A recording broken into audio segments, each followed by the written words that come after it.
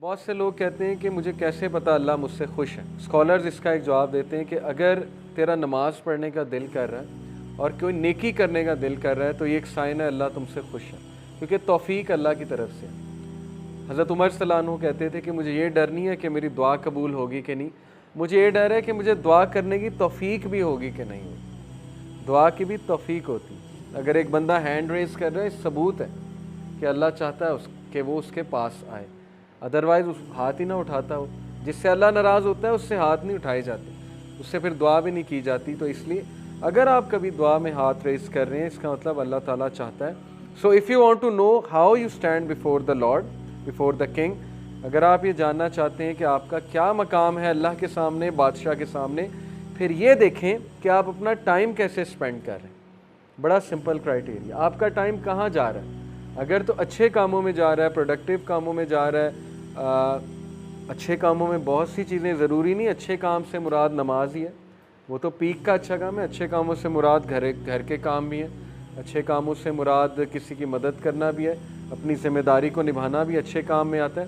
And what work you are assigned to do, اور یہ دیکھو کہ تم کیا کام کر رہے ہو، تم کن کاموں میں ملوث ہو اور تمہارا ٹائم کہاں پہ لگ رہا ہے۔ ہم اپنی روٹین نوٹ کریں، اس روٹین میں ہم یہ دیکھیں کہ ہمارا major chunk of time, major chunk کہاں جا رہا ہے۔ اگر اس میجر چنک میں 6 گھنٹے انٹرٹینمنٹ کے ہیں اور نمازیں کچھ اس طرح کی ہیں کہ 2 منٹ میں فارغ کر رہے ہیں ہم، تو پھر سویر تزکیہ کی ضرورت ہے، اوکے۔ اور اگر اس میجر چنک میں جو ہے وہ زیادہ اچھے کام ہیں تو پھر یہ خوشخبری کی بات ہے، بہت اچھی بات ہے۔ تو اپنے ڈے کا محاسبہ کریں، انالیسس کریں، اس کی منتھلی رپورٹ بھی بنائیں۔ یہ کام اگر آپ کرنے بیٹھیں گے، آپ دیکھیں ہدایت کیوں نہیں آتی، تبدیلی کیوں نہیں آتی۔ جب میں چینج ہوا تھا، میں نے پورا ایک فولڈر بنایا تھا، فولڈر آپ کو دکھاؤں گا، اور اس فولڈر کا نام سیلف اکاؤنٹیبلٹی رکھا تھا۔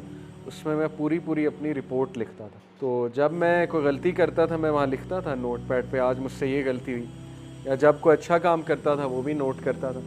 تو اس سے بہت کچھ آتا ہے۔ آپ کبھی لاسٹ ہونا اور وہ ڈاکومنٹس کھول لیں تو آپ کو بڑا فائدہ ہوتا ہے۔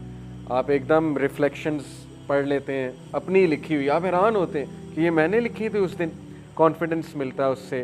جب آپ کسی گناہ کو ریزسٹ کر رہے ہو، لکھ لیں آج میں نے گناہ کو ریزسٹ کیا، ایسے کیا۔ سائیکولوجیکلی سپیکنگ، جب کوئی چیز آپ لکھ لیتے ہیں نا تو برین کے جو پاتھ ویز ہیں وہ بنتے ہیں اس چیز سے متعلق، تو وہ عادت چھوٹنے کے زیادہ چانسز ہوتے ہیں۔ اسی لیے جو اسکولنگ سسٹم ہے، آپ کو ٹیچر پاور پوائنٹ بھی دے سکتا ہے، اسکول جانے کی کیا ضرورت ہے؟ آج کل تو گوگل کلاس روم پہ ٹیچر کہ لو یہ لو پاور پوائنٹ ڈال دیا، پڑھو بیٹھ کے۔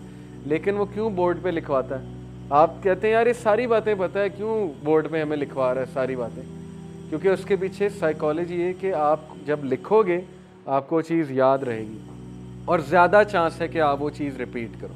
تو اپنا ایک فولڈر بنا کے نا انالیسس کریں اپنی شخصیت کا، اپنے روٹین کا، اپنے ٹائم چنکس کا انشاءاللہ تعالی، اور اس کے بعد ایکشن پلان بنائیں کہ میرے روٹین میں مجھے یہ ٹرینڈ نظر آ رہا ہے کہ میں رات کے اس ٹائم بہت ضائع کرتا ہوں اور یہ چیز میرے ایمان کو خراب کر رہی ہے، تو بس اس کو ریپلیس کرنا شروع کریں، عادت بن جائے گی انشاءاللہ۔ آہستہ آہستہ کریں گے۔ Replace this thing with book reading. رات کو یقین کریں کوئی ناول پڑھ لیں، اگر اسلامی بکس نہیں پڑھنی ناولز پڑھ لیں، قیامت کے سائنس پہ بک پڑھ لیں، کوئی سلف کے کوٹس کے اوپر بک پڑھ لیں، دارالاسلام کبھی جائیں، اتنی بہترین کتابیں آج کل آ گئیں، ان کو بک ریڈنگ سے انشاءاللہ آپ لوگ آہستہ آہستہ اپنی ہیبٹس کو ریپلیس کریں، اس طرح تبدیلی آئے گی۔ ادروائز صرف ایک لیکچر پہ آنے سے چینج نہیں آئے گی، کیونکہ یہ ہم سن کے چلے جاتے ہیں۔ تو تبدیلی لانے والے انشاءاللہ آپ ہیں، اور اللہ سبحانہ و تعالیٰ آپ کے ایکشنز دیکھ کے آپ کو ہدایت میں انکریز کریں۔